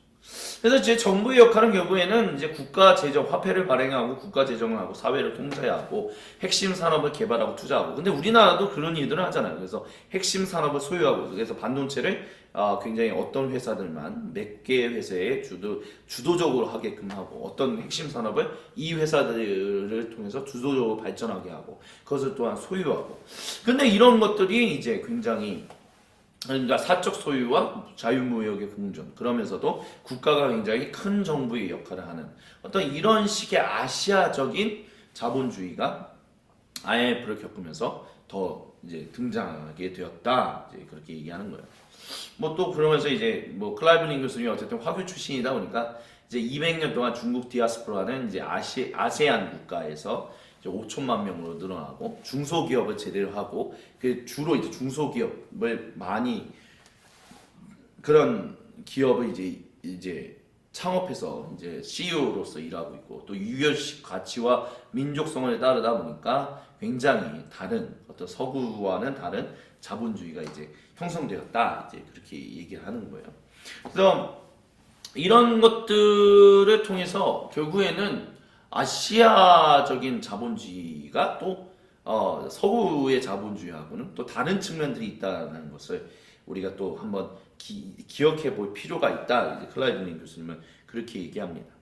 그러니까 결국에는 세계화라고 얘기하는 것들, 그러니까 우리가 결국에는 지금 이 모든 얘기를 하는 것들이 이제 저희가 자본주의가 결국에는 시장, 특별히 세계화와 관련해서 어떤 관계가 있냐 했었을 때 아까 전에 보여드렸던 것처럼 중국에는 그 자유가 펼쳐지고 중국의 국가가 굉장히 자유로워지고 평등한 국가가 될 것이다 이런 것을 기대하면서 이제 자본주의를 굉장히 시장을 등소평이 이제 덩샤오핑이 이제 문을 열었을 때 환영하고 적극적으로 지지하고 뭐 지원해주고 그랬지만 공산당이 결국에는 아직도 건재하는 이상한 일들이 또한 일어나고요. 근데 또 한편으로는 결국에는 이제 서구에서는 뭐 독일을 대표로 해서 이제 장벽이 무너지는 결국 자본주의로 말미암아 이런 어떤 자유, 평등, 박애의 정신이 이제 공산주의 국가에 들어가서 그것을 해체시키는 일에 성공하는 일들도 있었다라는 거예요. 왜 그러냐라고 했을 때 어떤 곳에서는 그러니까 자본주의가 분명히 주는 유익이 있지만 또 그것이 항상 모든 것에서 절대적인 유익이었다라고 얘기할 수 없는 어떤 그런 현실들이 있다는 것을 지금 계속 얘기하면서 결국 또 아시아적인 자본주의는 서구의 자본주의하고는 또 다른 측면이 있다. 유교식 자본주의다. 이렇게 얘기한다는 겁니다. 그러면서 이제 세계화라는 것 결국에는 그러니까 세계화라는 것은 결국에는 자유롭게 우리가 서로 거래하면서 평균 이제 물건을 교류하면서 우리가 글로벌 한 지구촌에 사는 거 아니냐. 우리는 다 한 가족이다. 우리가 서로가 서로를 존중해주면서 행복하게 살자. 이제 뭐 그런 것들이 사실 세계화가 표방하는 가치거든요. 근데 이제 세계화를 반대하는 사람들은 이제 그렇게 얘기하는 거죠. 결국 세계화라는 것은 서구 중심의 어떤 세상을, 그러니까 서구 제국주의가 이제 무너지고 20세기가 오면서 1차, 2차 세계대전이 이제 끝나면서 이제 전쟁은 끝나게 되고 그러면서 식민지를 이제 해방시켜 주면서 독립시켜 주면서 오히려 이제는 이런 자본주의를 통해서 다른 시장을 이제 잠식하려고 하는 꼼수 아니냐. 그거를 이제 세계화라는 그럴싸한 명목으로 이런 일들을 하는 거 아니냐. 그래서 이제 세계화라는 것을 굉장히 반대하는 사람들이 있었다는 거죠. 예를 들면 1992년으로 제가 기억하고 있는데 우루과이 라운드라고 해서 우루과이에서 이제 어떤 농산물 이런 것들을 어떻게 해야 할 것인가, 보호무역 이런 것들을 어떻게 해야 할 것인가, FTA 이런 것 맺는 것을 어떻게 해야 할 것인가 라고 했었을 때 우리나라에서 이제 결사적으로 특별히 농촌에서 계셨던 분들이 결사적으로 반대하는 이들이 분명히 있었거든요. 근데 어린 기억이 이제 그 기억을 가지고 있는데 그런 이들이 했던 게 뭐냐, 결국 세계화적인 어떤 질서는 서구 유럽 사회, 영미권 사회를 결국에는 계속해서 배부르게 만들고 우리는 더욱더 가난하게 하려고 하는 제국주의적인 어떤 굉장히 나쁜 발상 아니겠냐, 이제 그렇게 바라봤다는 거죠. 근데 사실 세계화를 이렇게 극과 극으로 바라보는 관점에는 사실 나름의 타당한 근거들이 있다라는 거예요. 근데 이 세계화에 대해서 그리스도인들이 어떻게 바라봐야 할 것인가 라는 측면에 있어서 이제 우리가 샬롬으로서의 세계화에 대해서 이제 클라이브 교수님이 얘기하는데 그건 뭐냐면, 하나님이 우리 세상을 창조하시고 그 땅에 이제 하나님이 사람을 이제 창조 세상을 창조하시고 거기에 이제 사람을 하나님의 형상으로 두셔서 청지기 되게 하셨다는 것은 그 땅의 청지기, 그래서 그 땅이 더욱더 풍요롭고 번성하는 하나님의 아름다운 열매를 계속해서 맺는 어떤 그런 나라들로 이제 그런 땅으로 이제 풍족해질 수 있도록 의도하셔서 이제 하나님의 백성들이 이제 세웠다는 거죠. 사람을 창조하시고 청지기 삼으셨다는 거예요. 근데 그와 같은 하나님의 의도는 하나님 목적은 타락 이후에도 계속해서 일어났다는 거예요. 그래서 하나님의 백성으로 모든 사람들이 다 회복됨으로 말미암아. 그래서 아브라함의 자손은 모든 민족을 축복한다, 하나님의 백성이 되게끔 하는 것이다. 그래서 먼저 부름을 받은 사람들인데 결국 그것은 무엇을 위한 것이냐? 모든 사람들이 그곳에서 하나님의 청지기의 역할을 온전히 수행함으로 말미암아 하나님의 창조세계가 더욱더 복을 번성하게끔 만드는 그런 청지기 되게끔 하기 위한 것이다라는 거죠. 그래서 그런 것들이 이제 모든 민족을 제자로 삼으라는 예수님의 대위임령에도 이제 등장한다라는 거예요. 그래서 부정한 음식이 정결한 음식이 되는 어떤 사도 베드로가 보았던 환상들, 이런 것들이 결국에는 샬롬이라는 것을 퍼뜨리는, 세계화가 얘기하는 사실 이야기의 핵심에는 이런 샬롬이라는, 번영이라는, 평화라는 어떤 이런 가치를 담고 있다라고 이제 또 얘기할 수 있다라고 클라이브 교수님이 얘기하는 거예요. 그래서 우리가 샬롬 얘기했을 때 샬롬은 단순히 그냥 평화만이 아닌 웰빙이라는 거죠. 안녕, 복지, 번성 이런 거다라는 거죠. 그래서 완전한 견실성, 복지, 평화. 그래서 샬롬은 또한 성공으로 번역될 수 있다라고 이제 또한 얘기합니다. 그래서 이 샬롬은 결국에는 모든 독립체들 사이에, 그게 종족이든 민족이든 국가든 그 사이에서의 평화로 또 적용될 수 있다는 거예요. 그러니까 세계화가 추구하는 것은 무엇이냐면 더 이상 전쟁이라는 것이 일어나지 않고 우리가 서로 평화롭게 살면서 서로 자유롭게 평등하게 교류하며 어려움을 겪는 사람들은 우리가 박애의 정신을 돕고 자유평등 박애, 이것이 온전하게 퍼지게끔 하기 위해서 세계화는 필요하고, 그 세계화를 일으키는 것은 결국 자본의 역할이, 자본주의가 해야 할 일이다. 이런 것들이 이제 믹스되어서 나왔다는 거예요. 근데 그것을 무조건 나쁜 거야, 결국엔 서구 제국주의적인 것들을 그런 얄팍한 꼼수야라고 무조건 그냥 비난하고 배척할 수만은 없는 그런 현실이 있는데, 왜 그러냐면 세계화 안에 담겨있는 평화를 도모하자라고 얘기하는 그것이 결국에는 하나님의 백성의 사람을 창조하시고 그들을 하나님 백성 삼으시는 궁극적인 목적과 일치하는 부분이 있기 때문에 무조건 세계화를 나쁜 거, 안 좋은 거, 제국주의적인 거 버려야 하는 것으로 밀어낼 수만은 없다라는 거예요. 블랙 앤 화이트로 나눌 수만은 없다라는 것을 이제 얘기한다라는 거죠. 그러니까 칼막스적인 어떤 생각, 그러니까 뭐 소수에게 집중된 자본 이런 것들 그렇기 때문에 결국에는 소수의 사람들만 가지고 있는 어떤 그런 것들을 평등하게 모든 사람들, 특별히 노동을 하고 있는 근로자들에게 나눠줄 수 있어야 한다. 이런 식의 어떤 그런 접근에 있어서 여기에는 이제 자기 파괴적인 이제 씨앗이 이제 가지고 있는 측면들이 있더라고요. 결국에는 어떤 저항, 폭동, 폭력 이런 것들을 추구하기 때문에. 하지만 거기 안에서도 근데 결국 칼 막스가 얘기했던 그런 이야기가 태동했던 것은 방금 전에 말씀드렸던 것처럼 자본주의라는 것. 근데 자본주의 이전에 시장이 발전하고 그러면서 돈의 목적과 어떤 것들이 형성된 것들이 뭐예요?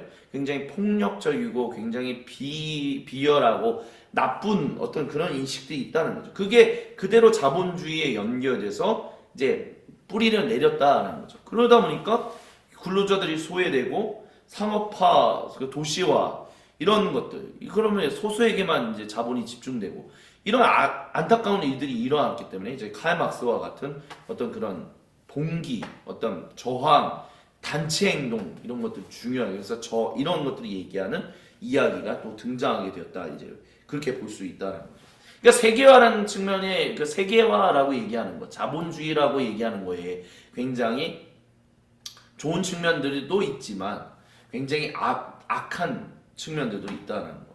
그래서 우리가 지금 마주하고 있는 것들이 결국은 자본주의 위기다라고 얘기하는 거죠. 천문학적인 불평등이 실제로 일어나고 그것으로 인해서 사회적인 불안이 점점점 증대해 가는 거. 그래서 2015년을 보면 1%의 부자들이 지구의 어떤 대부분을 소유하고 8명의 사람들이 소유한 양이 절반의 빈자들이 소유한 양과 같다. 또 가장 가난한 사람들의 10%의 공급이 1998년으로부터 2011년까지 매년 3달러 인상된 데에 반해 1%의 부자들은 182배로 공급이 인상되었다.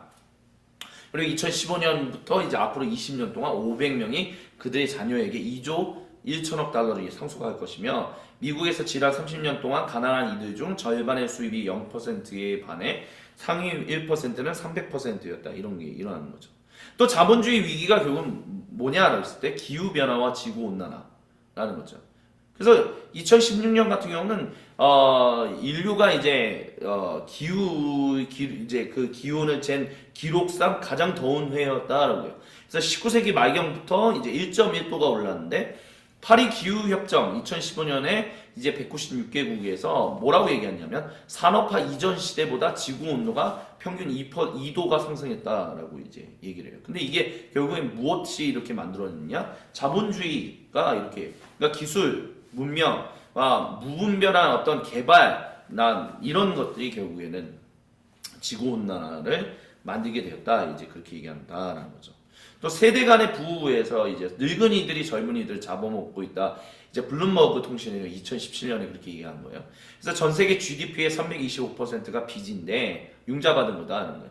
근데 자금이 없는 미래 사회 서비스, 그러니까 빚으로 미래 사회 서비스를 만들고 보건과 연금도 그렇게 또 환경 피해를 따른 미래 비용도 이제 이렇게 되고 있다는 거예요. 그래서 1970년에는 5.3명의 근로자들이 정년퇴직했으나 2010년에는 4.5명, 점점 2050년에는 2.6명의 근로자들이 정년퇴직할 것이다. 이제 평생을 보장해주는 직업이 없다는 거예요. 그래서 독일에서는 1970년에 이제 4.1명에서 2050년에 1.6%의 명명이 정년퇴직할 것이고 일본도 뭐 더 줄어들었다.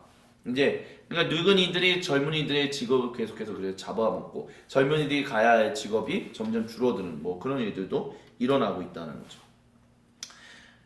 그래서 미국의 순자산이 800% 이제 마이너스 800%다. 뭐 유럽 국가들 순자산이 떨어져 나간다. 그러면서 이제 우리가 마주하고 있는 게 후기 자본주의다. 이제 그렇게 얘기하는 거예요. 그래서 선진국의 아까 전에 이제 얘기했던 것처럼 아시아의 경제 성장 결국에는 IMF가 결국에는 서구권의 그 자본주의에 그 심대한 타격을 입혔다라고 했는데 그 이유는 왜 그러냐?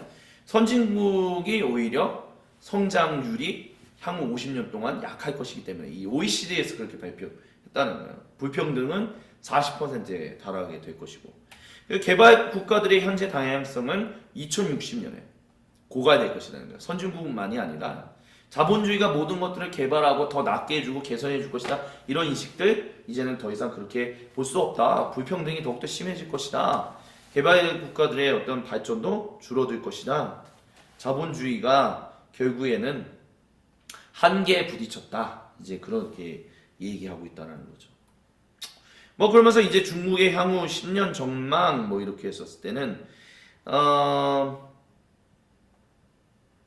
1960년대 이후에 중간 중도의 수입 규모를 가진 국가가 101개였다. 뭐 2008년 초반까지 오직 13개 국가만이 높은 수입 규모를 가진 국가군으로 성공적으로 올라갔다. 이제 근데 거의 성공한 나라들을 보면 대체적으로 일본, 대한민국, 대만, 홍콩, 푸에르토리코, 모리셔스, 싱가포르, 이스라엘 그 유럽권은 없잖아요. 근데 가장 실패한 경제 부진을 겪고 있는 곳은 어디다? 라틴 아메리카, 소련, 동유럽, 서유럽도 이제 점점 그 일들을 겪게 될 것이다. 그래서 이제 2008년에 이제 국제 금융 위기 결국에는 이것은 서구권의 자본주의가 무너지는 모습들, 후기 자본주의 시대로 들어가고 있는 어떤 시한폭탄을 보여주는 것이다 이렇게 얘기하는 거예요. 그래서 오늘날 이제 그리스 그리고 아일랜드 그리고 포르투갈들이 이제 유럽 연합의 어떤 경제 상황을 후퇴시키려고 쇠퇴시키는 어떤 시한폭탄과 같은 역할을 하고 있다라는 거.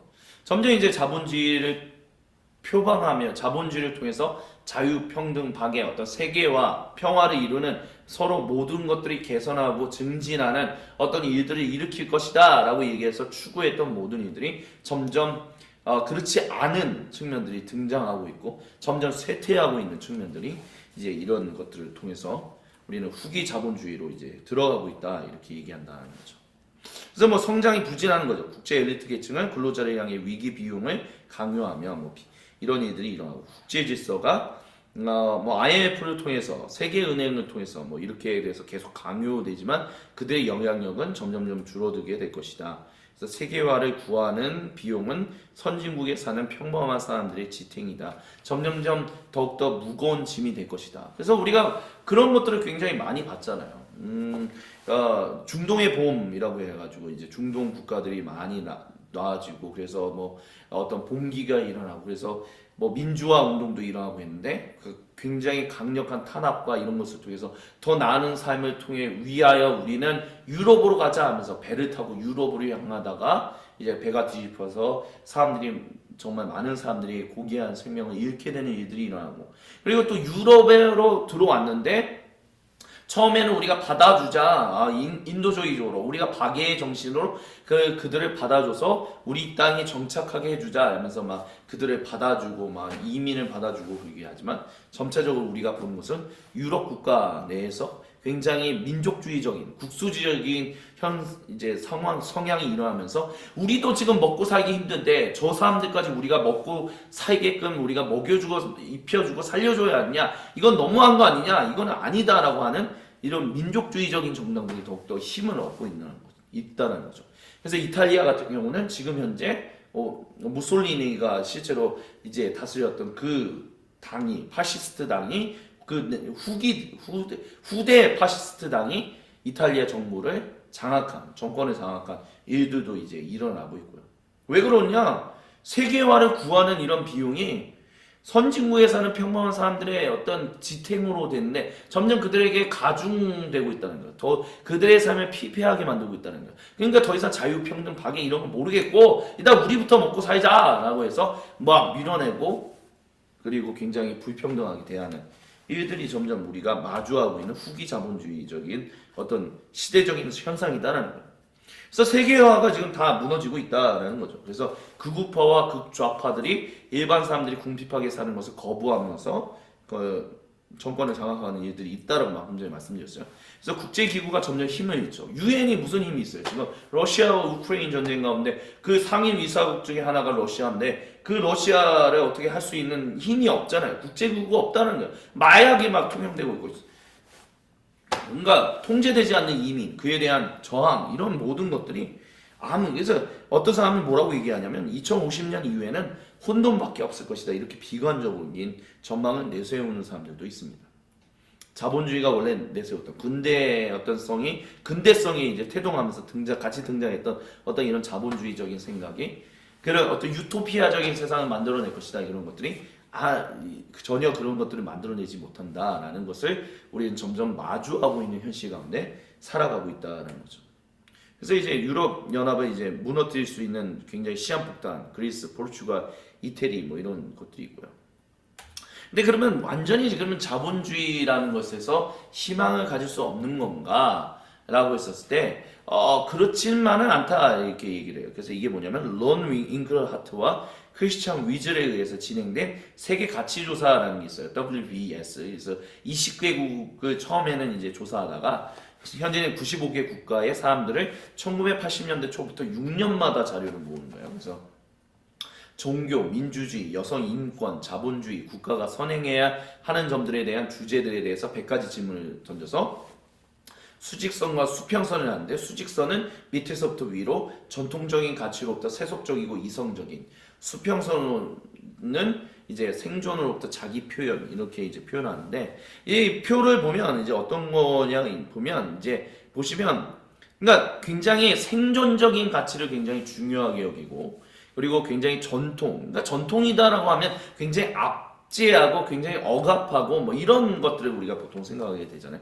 근데 실제로 전통적인, 그러니까 전통을 굉장히 추구하고 서바이벌, 하루 벌어서 하루 먹고 살기가 되게 힘들다라고 얘기하는 그 군에 이제 대체적으로 머무는 국가들은 아프리칸 이슬람적인 국가들이다라고요. 뭐 튀니지, 모로코, 뭐 요르단, 예멘 이런 국가들이라는 거죠. 근데 그에 비해서 굉장히 생존, 하루 벌어서 하루 먹고 사는 거에 매여 있지 않고 충분히 모두가 다 먹고 살 수 있기 때문에 이제는 시대 그 사회에서 제일 중요하게 여기는 것은 바로 자기를 어떻게 자기의 고유함을 그리고 모두의 어떤 그 존엄을 인정해주는 그런 이 셀프 익스프레션 이거라고 했잖아요. 셀프 익스프레션 가치를 가장 높게 여기고 또한 세큘러, 레셔널, 그러니까 이성적으로, 합리적으로, 도덕적으로 살아가는 것을 굉장히 중요하게 여기는 그런 높은 가치를 가지고 있는 국가들이 누구냐?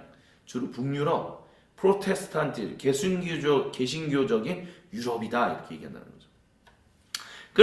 이 도표가 뭘 얘기하고 싶냐라고 한다면, 그러니까 결국에는 자본주의라는 것이 그러니까 계속 좀 왔다 갔다 하고 이렇게 보실 수도 있지만, 자본주의를 무조건 나쁜 거, 멀리해야 할 거 이렇게 얘기할 수도 없고, 자본주의는 무조건 옳고 선하고 도덕적이고 바른 것 이렇게도 얘기할 수 없다라는 거야. 굉장히 그러니까 뒤섞여 있다는 거죠. 그래서 그걸 보여주면 도표로 보면 가장 높은 삶의 질을 표현해주고 어떤 도덕성이 높은 어떤 삶의 질들을 표현하는 국가들은 다 개신교적인 어떤 문화를 가지고 있는 유럽 국가다라는 거예요. 근데 그런 개신교적인 유럽 국가가 태동한 게 뭐예요? 전에도 말씀드렸지만 자본주의의 태동은 개신교의 태동하고 긴밀하게 연관이 있다라고 말씀드렸잖아요. 그러니까 자본주의의 어떤 그 흐름, 그런 것들이 개신교의 어떤 태동과 더불어서 자본주의의 반응이 결국에는 그 국가들의 어떤 인권이라든지 어떤 평등이라든지 어떤 존엄이라든지 이런 것들을 더 온전하게 표현하는 것을 높게 평가하는 그런 건강한 국가로 만들어졌고, 또 굉장히 이성적이고 도덕적이고 합리적인 것들을 추구하는 국가들로서 이제 자본주의가 큰 역할을 했다는 것을 이제 도표가 보여준다는 거예요. 그와 반대로 그렇지 않은 국가들은 이슬람의 국가, 전통을 추구하고 생존, 하루 먹고 사는 이런 것들, 그런 일들이 이제 일어난다 이제 보여주는 거예요. 자본주의가 가지고 있는 유익을 이런 것을 놓고 봤을 때도 우리는 찾아볼 수 있다. 그런 도표로서 이제 WBS가 사용된다. 이제 그렇게 얘기한다는 것입니다. 그렇기 때문에 우리가 과연 자본주의 안에서 그러니까 희망을 발견할 수 있는가라고 했었을 때 이렇게 이제 얘기를 해요. 자본주의는 어쨌든 중요한 것은 사람의 의식을 변화시킨다는 거예요. 자본주의는 거의 대부분의 사람들이 물질적인 가치와 환경을 거의 돌보지 않았던 때에 생태학적으로 엉망인 사회 상황에 들어가게 했다. 그러나 실제적으로 그런 일이 있었다는 거야. 물질적인 가치와 환경을 거의 돌보지 않았던 때에 생태학적으로 엉망인 상황에 들어가게 했다. 그러나 가치와 문화들은 전 세계에서 후기 물질주의로 이제 이동하고 있으며 자본주의는 그것을 꺼내줄 수 있다. 그래서 자본주의가 결국 사람들로 하여금 열린 생각을 가지게 하고 표현하는 가치를 해서 결국은 이 세대가 여성 인권, 동물권, 동성애 인권 뭐 그리고 그냥 모든 사람의 인권, 환경 파괴를 도입하는 이유들이 있었다 이제 얘기한다는 거죠. 뭐 우리나라 같은 경우는 이제 동성애라고 얘기하면 이제 그것은 굉장히 안 좋은 것이고 당연히 반기독교적이고 나쁜 거야. 이거는 이렇게 얘기한다. 이렇게 얘기하지만 사실 서구 사회를 얘기하는 데 있어서 이제 굉장히 개신교적인 국가들이 사실은 동성애를 인정해 줘야 한다 이런 것들을 더 활발하게 하잖아요. 그럼 왜 그러냐 이제라고 했었을 때 결국에는 그들이 겪어왔던 수많은 어떤 문명이나 이런 것들을 보았을 때 결국에는 사람이 자유롭게 그리고 평등하게 살아가는 것이 매우 중요하다라는 것. 그것이 하나님이 창조하신 중요한 사람의 창조 목적 중에 하나다라고 이제 생각한다라는 거죠. 그리고 그 생각에 이제 깊은 어떤 그 밑바탕은 결국에 하나님 그렇게 부르셨다라고 얘기하는 거야. 물론 우리는 이제 동성애가 하나님이 그렇게 부르셨냐, 뭐 이렇게 아니다라고 이제 강력하게 반대하는 그리스도인들도 분명히 있어요.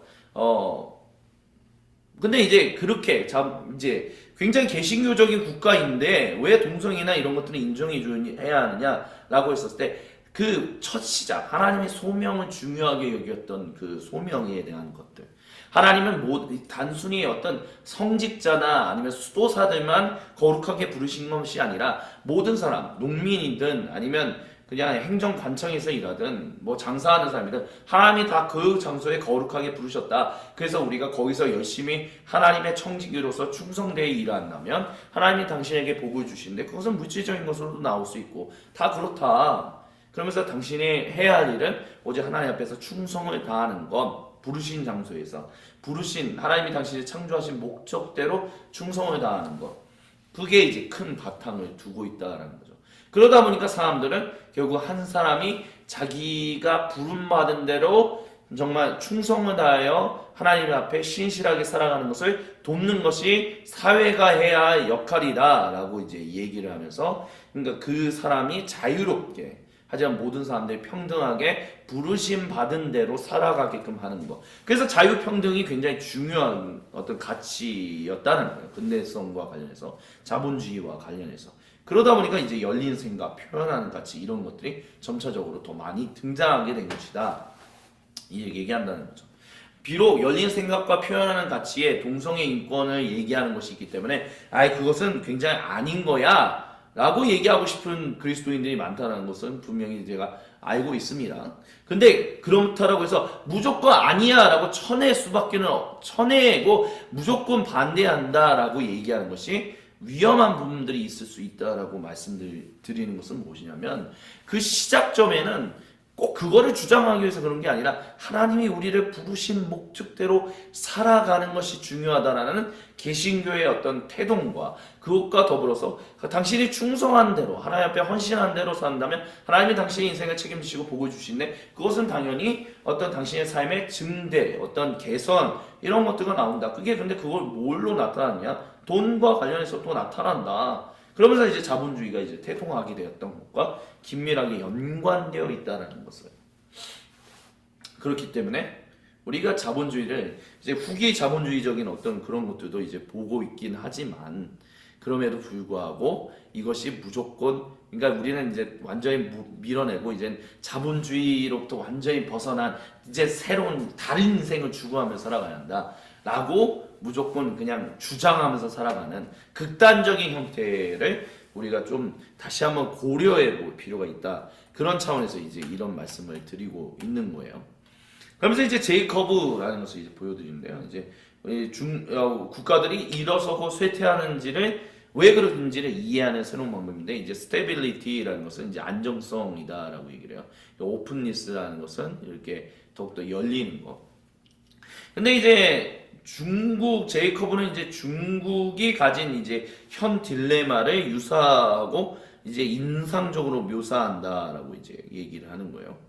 그러니까 이제 경제적으로 이제 사실 더욱더 그러니까 성장한다는 것은 그만큼 안정적인 것이 된다라는 거잖아요. 근데 이제 성장을 하다 보면 점점점 이게 어떤 뭐 시장을 연다든지 아니면 사람들의 어떤 개별적인 생각을 좀 더 다양성을 인정해 줘야 한다든지 뭐 이렇게 해줘야 겠다라는 생각 때문에 이제 안정성이 했을 때 당연하게 따라오는 어떤 그런 다양성에 대한 요구를 이제 찬하하는 일들이 일어나는데, 그러다 보면 결국에는 점점점 뭐라고 할까요? 그 안정성이 줄어들게 되는 경우들이 일어난다는 거예요.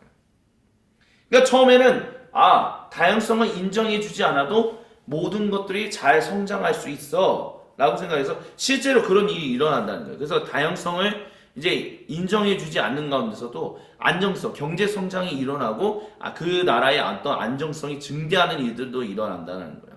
근데 중요한 것은 결국에는 오픈되면 오픈될수록, 다양성을 인정해주면 인정해줄수록 경제적인 성장은 더욱더 화려하고 안정성은 더욱더 강화되지, 결국에는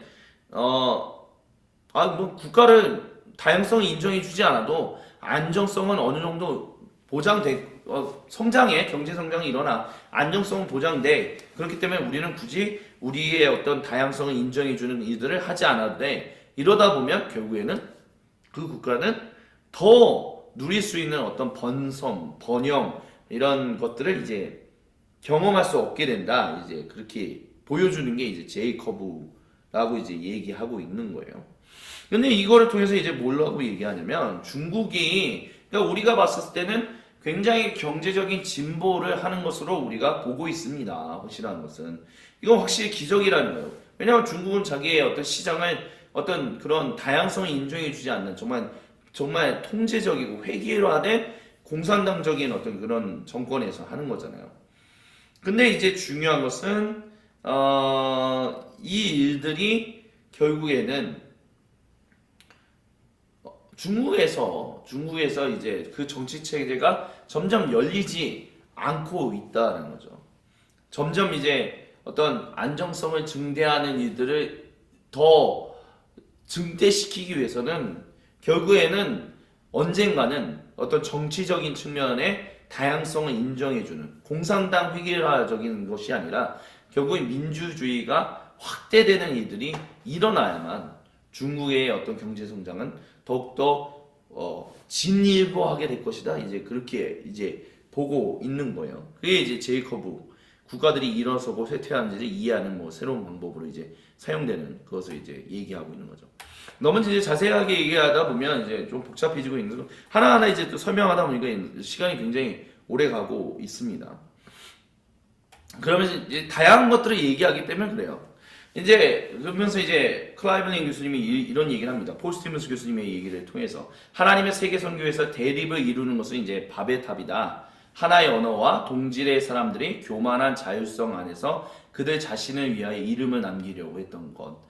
근데 이것과 관련해서 세계 선교의 원형은 성령 강림절. 그렇기 때문에 다양성을 인정해주고 다양한 인종과 사람들이 한 성령을 받아서 함께 더불어서 살아간 어떤 국제적이고 이질적인 상호 인종적인 공동체, 그것이 하나님이 이루신 이제 원형이다. 근데 이제 중국이나 이런 데들을 보면 어떠냐? 다양성 인정해주지 않는다. 한종만 이제 중요하게 여긴다. 그래서 하나의 단일한 한 종족만 잘 살게 해주고 나머지는 그들을 위해서 섬기는 사람들로 만드는 것이 좋다. 그래서 우리가 아무리 지금 중국 공산당이 완강하게 그 세력을 지키고 있는 가운데서 경제적인 성장을 이루고 있는 것처럼 보이지만, 이 경제적인 성장이 항상 더 나은 경제 성장으로 이제 더 발전될 것이다. 그렇게 볼 수는 없다라고 이제 얘기한다는 거죠. 결국에는 진정한 안정성, 더욱더 진일보된 어떤 삶은 얼마만큼 다양성을 인정해 주는 것이, 얼마만큼 다양성을 인정해 주느냐, 얼마만큼 오픈리스가 되느냐, 거기에 놓여 있다. 이제 그렇게 본다는 거예요. 결국에는 다양성을 인정해 주면 인정해 줄수록, 함께 존중해 주고 그렇게 하면 할수록 그 스테빌리티는 올라가게 될 것이다. 이제 그렇게 얘기하고 있는 거예요. 근데 한편으로는 굉장히 맞는 측면들이 있죠. 왜냐하면 우리나라 같은 경우도 결국에는 국가 주도의 어떤 경제 성장을 항상 해왔고 그런 것으로부터 아직은 자유롭지 못한 나라잖아요. 그러다 보니까 다양성을 인정해 주는 것을 굉장히 조심스럽게 여기는 그런 국가이기도 하거든요. 그렇기 때문에 지금 우리가 누리고 있는 경제적인 성장이 굉장히 획일화되어 있고 단순화되어 있다라는 측면들을 우리가 무시할 수는 없다라고 얘기할 수 있을 것입니다. 근데 더욱더 다양성을 인정해주면 인정해줄수록 당장은 뭔가 손해보는 것처럼 보이겠지만 결국에는 그 사람들의 어떤 경제적인 안정성을 더욱더 증대시켜주는 일들로 이제 등장하게 될 것이다. 이제 그렇게 얘기할 수 있다라고 보는 거예요. 그러면서 이제 세계적 선교와 연관하는 거죠. 다양성을 인정해 주는 것은 하나님의 어떤 세계적인 선교와도 굉장히 깊은 연관 관계가 있다. 이제 얘기하는 겁니다. 예, 이제 네 번째 이제 자본주의, 종교와 같은 자본주의에 대해서 좀 얘기를 하고 이제 마무리하도록 할게요. 역사상 이제 가장 성공적인 종교가 이제 자본주의가 아니겠냐? 그렇게 이제 봐요. 그래서 자본주의는 물질적인 행복, 이성적인 사랑, 땅, 노동, 자본을 중요하게 여기고 사리사욕, 개별주의, 더 많은 돈, 희망, 더 많은 돈은 희망이고 곧 행복이다. 그래서 자유시장이 굉장히 중요하다라고 전도하고 있고 그래서 경제 전문가, 정치가, 부유한 사업가들, 은행, 금융기관 뭐 이런 것들, 시장 실패 이런 것들 근데 이런 것들이 이제 우리가 보통 그리스도교에서 얘기하는 구원, 뭐 죄인인 사람, 성삼위일체, 믿음, 소망, 사랑 이런 것들을 이렇게 대체했다, 뭐 이렇게 볼 수 있다라고 얘기를 해요. 그래서 이제 종교와 같은 자본주의라는 거죠. 아까 전에도 계속 말씀을 드렸지만 자본주의의 사실 시작은 개신교라는 거예요. 그래서 개신교의 금요, 그러니까 하나님이 부르신 대로 충성을 다해서 살아간다면 하나님이 우리에게 복을 주시고 우리에게 그 복은 물질적인 것과도 긴밀하게 연관된다. 하지만 그 중요한 것은 그것에 현혹되다 보면 우리는 만몬을 섬기게 되는 것이기 때문에 만몬을 섬기는 것이 아니라 우리는 오직 하나님만을 섬겨야 하며 그렇기 때문에 하나님만을 섬기는 것은 중요한 것은 무엇이다? 사막교부 때부터 보여줬던 것처럼 정말 끊임없이 자신을 금욕하는 것, 하나님 앞에서 자기를 절제하고 오직 하나님만을 위하여 그리고 이웃을 사랑하는 것을 위하여 자신의 모든 것을 사용하는 것. 그래서 금욕주의 형태가 자본주의에서도 매우 중요하다. 자본주의의 첫 시작 태동에서는 매우 중요했었어요. 근데 그런 자본주의 정신이 굉장히 이제는 비이성적이고 비정상적인 방향으로 이제 흘러가고 있는 것이죠. 그래서 이제 이성적인 윤리를 얘기했었을 때 그 이성적인 윤리를 얘기했던 사람들은 당연히 그리스도인들이었어요. 개신교인들이었던 거죠. 까벤주의자들, 경건주의자들, 감리교도, 침례교도와 특별히 청교도자들이. 근데 이런 이성적 윤리라는 것은 수덕주의, 그러니까 정말 하나님을 사랑하고 이웃을 사랑하는 것을 위하여 자기의 것들을 이제 하나님께 의탁하고 포기하고 절제하고 뭐 이런 것들을 얘기했다는 거죠. 그래서 이런 수덕주의를 굉장히 중요하게 여김으로 인해서 중상계층에 발응하게 되고 그런 일들이 이제 일어남으로 인해서 이제 막스 베버는 뭐라고 얘기했냐면 개신교도들의 쉼없고 지속하며 조직적인 일이 수덕적인 부르심과 중생의 증거로서 자본주의 정신의 가장 강력한 자극제로 제공되었다라고 이제 얘기를 해요. 근데 이런 식의 인식들이 이제 사라지게 된 거죠. 그러면서 이런 순수한 종교적인 열심이 과거화되고 난 이후에 자본주의는 이제 전혀 어떤 선한 양심에 대한 부분들이 없어진 이제 그런 것으로 이제 바뀌게 된 거죠. 그래서 제한 없는 생산, 완전한 자유, 제약 없는 행복의 삼위일체는 새로운 종교의 중심이 되었다. 이렇게 얘기를 합니다. 그래서 자본주의가 이제 종교가 같이 이제 받아들여진다는 거예요. 삶의 목적은 행복으로서 이것은 극대화된 재미이며 어떤 욕구든지 만족하는 것 또는 한 사람이 주관적으로 필요하다라고 느낄 수 있는 공리주의를 추구한다라고 얘기를 하고 있습니다. 그리고 굉장히 자기중심적이고 이기적이다라는 거예요. 소유하고 이기적이고 선망하고 굉장히 이런 일들이 일어나고 있다라는 것입니다. 그리고 또한 가치가 부패함으로 인해서 그 중에 하나가 이제 공리주의 뭐 이런 것들이 있다라고 말씀을 드린 거예요. 그래서 이제 미셸 샌델이라는 분은 뭐라고 얘기했냐면 도덕적이고 영적 논쟁에 대응하는 우리의 저항과 함께하는 우리가 시장을 끌어하는 것은 막중한 값을 지불하고 있다. 뭐 이렇게 얘기를 해요. 그러니까 공적 담론이 메말랐고 많은 권력을 행사하는 과학기술 전문가들이 생기는 데 기여했고 경영의 정치학은 오늘날 많은 사회를 괴롭히고 있다. 이제 얘기를 하고 있다는 것이죠. 예. 그래서 이런 상황 가운데서 이제 결국은 오케이, 자본주의 시장 이런 어떤 발전이 있었고 이런 형태들이 있었고 이런 특징들이 있었구나, 이런 것들에 대해서 우리 그리스도교는 뭘 얘기하는가라고 했었을 때 우리는 하나님이 말씀하셨던 것을 기억해야 한다라고 얘기해요. 클라이브닝 교수님. 그래서 너는 동산 중앙에 있는 나무의 열매를 먹거나 만지지 마라, 아니면 너는 죽을 것이다. 이게 무엇을 얘기하고자 했는가? 한이 없음, 제한으로부터의, 근데 이제 4절에 이제 뱀이 여성을 이제 유혹하면서 너는 진실로 죽지 않을 것이다 라고 이제 얘기했는데, 그건 뭐냐? 너는 하나님이 너를 한계를 지우셨는데, 아니야, 너는 그 한계를 벗어날 수 있어. 너를 더 이상 한계가 필요 없는 존재야. 너를 제약하고 제한하는 것으로부터 너가 자유로울 수 있어. 그게 마귀가 유혹했다라는 거예요. 그러면서 그걸 추구함으로 인해서 세상에 죄악이 들어오게 되었고 세상이 폭력이 가득하게 되었다는 거죠. 근데 우리가 잊지 말아야 할 것은, 하나님이 우리에게 주신 것은 결국에는 우리가 어떠한 존재인 것을 인정하는 것으로부터 나오는 자유인 거예요. 우리는 하나님의 하나님의 형상을 가지고 창조된 존재라는 것. 그렇기 때문에 우리는 하나님의 자녀라는 거죠. 하나님 그분 자신이 아니다라는 거예요. 우리는 한계가 있다는 거예요. 제약이 있다는 거예요. 근데 그 제약이 나쁜 게 아니다라는 거예요. 왜냐하면 그 제약이 있음으로 말미암아 우리는 하나님을 의지하고 하나님을 사랑하고 이웃을 사랑하며 온전한 사람으로서 정말 하나님의 청지기들로서 살아갈 수 있기 때문에.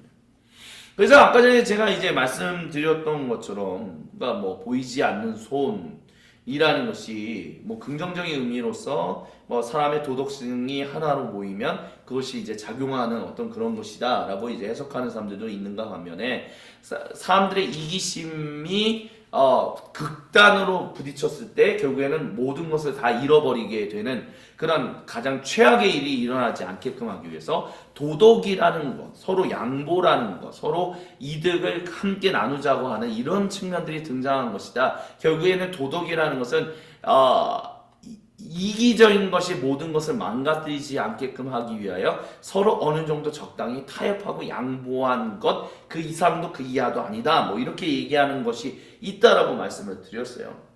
근데 중요한 것은 우리가 어떤 형태로 보든 간에, 그러니까 긍정적인 형태로 보이지 않는 손을 보든 그 부정적인 형태로서의 보이지 않는 손을 얘기하든 간에, 핵심은 우리가 제약이 있다는 게 문제가 되지 않을 수 있다는 거예요. 이게 오히려 우리를 자유하게 한다는 거예요.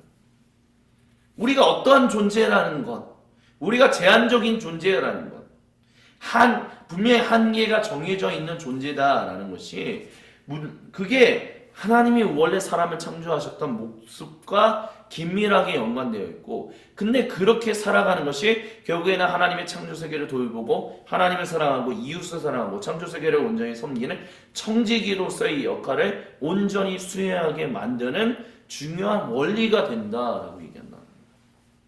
그렇기 때문에 그리스도인들은 한계가 정해져 있다, 이런 것들이 나쁜 거다, 안 좋은 거다, 이렇게 얘기하는 것이 분명히 하나님의 어떤 창조하심과 반하는 부분들이 있다라는 것을 좀 기억할 필요가 있어요.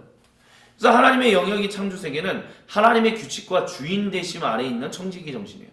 그렇기 때문에 우리는 물건과 가치 있는 것과 관련한 사람의 제약이 있다는 거예요. 우리는 하나님에 의해서 주어진 은사들만을 가지고 어떤 대표로서, 관리자로서, 즉 청지기로서 살아가는 거예요. 그래서 우리는 공동체를 이루면서, 그렇기 때문에 우리는 서로를 겸손하게 대하면서 존중하면서 대하는 일들을 해야 한다는 거죠. 그것을 바탕으로 사실 자본주의가 태동했다라는 것을 기억해야 하는데, 그것이 벗겨져 버린, 그것을 잃어버린 오늘날의 자본주의는 결국에는 시장이라는 것이 어떤 폭력, 억압, 어떤 전쟁, 이런 것을 통해서 돈의 가치와 돈의 활용이 바뀌게 된, 그것과 긴밀하게 결합되어서 지금 오늘 우리는 자본주의를 경험하고 있다는 거예요. 근데 그런 식의 어떤 그런 잘못된 악한 나쁜 액슈얼 에이지로부터, 추계 시대로부터 연결되어서 내려왔던 이런 자본주의는 그것의 영향 가운데 그대로 녹여있는 자본주의는 결국 쇠퇴하고 있다는 거예요. 무너지고 있다는 거예요. 원래 어떤 기독교적인 어떤 그리스도교적인 이런 부르심을 따라 순종하며 청지기 정신을 온전히 발휘해야 하는 이 바탕 위에서 나오는 자본주의는 더욱더 놀라운 성장과 어떤 샬롬을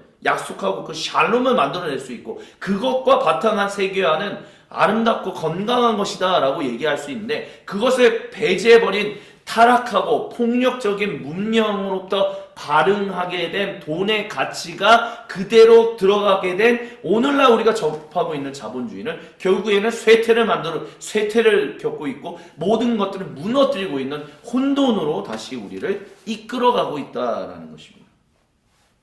그렇다면 우리는 어떻게 생각해야 하는가라고 했을 때 오늘 우리가 바라봐야 하는 자본주의는 원래 태동의 자본주의, 원래 부르심이라는 소명이라는 이런 것으로부터 태동하게 된 그 자본주의를 다시 회복해 온전한 원래의 의미를 가진 자본주의로 회복시켜야 할 필요가 있다라고 얘기할 수 있을 거예요. 인간성에 대한 행동주의, 반성, 돈에 대한 개인적인 반성이 굉장히 필요하다는 거죠. 자코 앨런이 머니 앤 파워라는 책에서 이렇게 얘기했어요. 만약 돈이 우리를 침략하는 영적 힘이 아니라면 우리의 행실은 단순히 우스꽝스러운 것입니다. 지금 우리 그리스도인들이 하고 있는 모든 모습. 만약 사람이 모든 곳에 돈의 상징으로서 중요한 것을 위치시킨다면 그것은 그들이 이미 돈의 정신에 의해 내부적으로 소유되고 유혹되었기 때문이다. 이렇게 얘기한다는 거예요. 그래서 우리가 어떻게 해야 하느냐? 그러니까 다른 말로 한다면 원래 자본주의의 정신이 그리스도교 개신교주의의 그 소명에 대한 만인 제사장적인 그 정신을 회복하기 위해서는 어떻게 해야 하느냐 했을 때 돈을 대적하면 인류의 편을 들고요. 돈을 사랑하지 않고 돈을 거저주거나 돈의 힘을 깨뜨려서 돈을 모독하는 일들을 해야 한다는 거예요. 그래서 신약 성경에서 그리스도인들은 가이사야 황제에게 절하는 것을 거절했다는 것을 기억하는 게 되게 중요하다라고 얘기를 해요.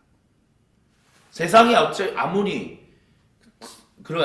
그렇게 흘러간다 할지라도 그러니까 결국에는 자본주의가 늘어나면 늘어날수록 어떤 근대성의 바탕을 둔 이런 것들이 늘어날수록 사람들의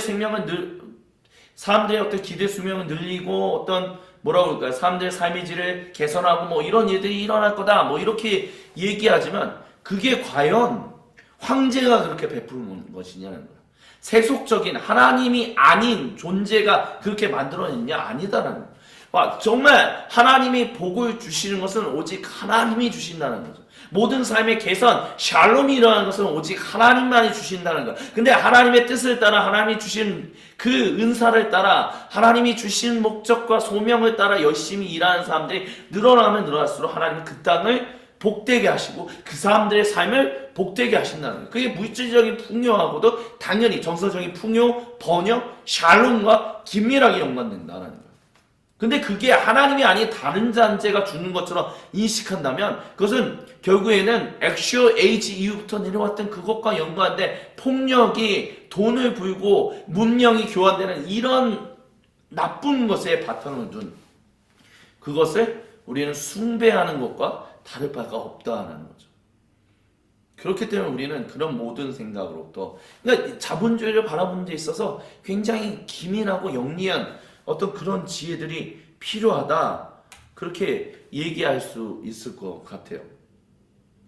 그래서 사실 오늘 주제가 굉장히 좀 어려운 주제고 그러다 보니까 좀 길게 설명하게 되었습니다. 근데 이제 자본주의라고 얘기했었을 때 돈이라는 것, 돈의 시작이라는 것 원래 이제 신성한 목적을 가지고 형성되었고 그것이 이제 어떤 사람들 권위를 가진 권세를 가진 사람들의 어떤 권위를 증대시키고 그것에 이제 붙어서 내 삶을 개선해야겠다라고 하면서 약탈과 폭력과 연관되었던 것이 자본주의의 그대로 그게 맨몬이 하는 역할인 거죠. 그게 자본주의 그대로 흘러 들어가면서 오늘날 우리가 바라보는 자본주의가 개신교회의 어떤 정신, 만인재산설 또는 소명 그것과 관련해서 태동하게 된 게 자본주의인데 지금의 자본주의는 완전히 맨몸에 잠식되어 버린 자본주의. 그러니까 우리는 자본주의가 쇠퇴하고 있는 현실들을 보고 있고 세상이 평화롭지 못하고 세상이 점점점 서로가 서로를 반목하고 대적하고 미워하는 그런 무질서한 모습들이 폭력이 난무하는 모습들이 점차적으로 증대하는 모습들을 보고 있다는 거예요. 하지만 우리가 이런 상황 가운데서도 아무리 2050년에 모든 것들이 더 완전히 엉망진창이 될 것이다 라고 누군가가 얘기한다 할지라도 우리가 원래 그리스도인들이 자본주의의 태동의 원정신이 만인제사장설과 소명에 대한 관심 그것을 온전하게 회복하여 다시 그것을 시장에 자본주의의 그 정신을 회복시킨다면 자본주의의 쇠퇴가 가장 최악의 상황으로 흘러가는 일은 막게 될 수 있을 것이다 라고도 얘기할 수 있다라는 것입니다. 그렇기 때문에 그리스도교는 도전해야 한다는 거예요. 만인제사장에서 소명에 대한 이야기를 가지고 오늘날의 자본주의가 다시 회복해야 될 원정신을 끄집어내서 만몬으로부터 자유하게 하는 그 만몬의 그 계책을 깨뜨리는 일들을 해야 한다라고 지금 클라이브 교수님은 얘기하고 있다라는 것입니다. 그게 바로 카이사르에게 전하는 것을 거절했다라는 이야기의 핵심이었다라고 말씀드릴 수 있겠습니다. 그래서 오늘 이 시간을 굉장히 좀 장시간에 가르쳐서 저희가 좀 설명을 하고 같이 온라인 나눔을 가졌는데요. 이것을 통해서 여러분은 어떻게 생각하시는지 좀 궁금하기도 합니다. 또한 더불어서 클라이브 교수님과 포스티머스 교수님이 저술을 해서 이제 IBP 코리아에서 이제 번역돼서 출간된 돈의 중요성에 대해서 이것과 관련한 챕터가 또 포함되어 있어요. 그것도 읽어보시면서 클라이브 교수님이 좀 던지고 포스티머스 교수님이 도전하는 이런 생각들을 가지고 우리가 돈을 어떻게 오늘날 시대에서 자본주의 시대 그 특별히 쇠퇴 후기 자본주의를 마주하고 있는 이런 상황 가운데서 오늘 우리 그리스도인들은 어떻게 기민하고 영리하게 가장 최악의 순간은 이 자본주의가 흘러가지 않도록 이것을 올바르게 바로잡을 수 있을 것인가 끊임없이 좀 고민하면서 이야기를 나누면서 또 기도하면서 살아가야 하는 어떤 시대적 과제를 하나님으로부터 부여받고 있다라고 또 얘기할 수 있을 것 같습니다. 그래서 이 시간까지 들어주신 모든 분들께 다시 한번 감사를 드리고요. 다음번 주제는 이제는 좀 쉬운 주제로 다시 돌아가서 계속해서 돈의 중요성과 관련한 여러 가지 주제들을 이야기 나누도록 하겠습니다. 그래서 지금 이 시간까지 이제 돈의 역사라는 측면 파트 2를 저희가 함께 다루었습니다. 감사합니다. 지금 이 시간까지 들어주신 모든 분들께 진심으로 감사를 드립니다.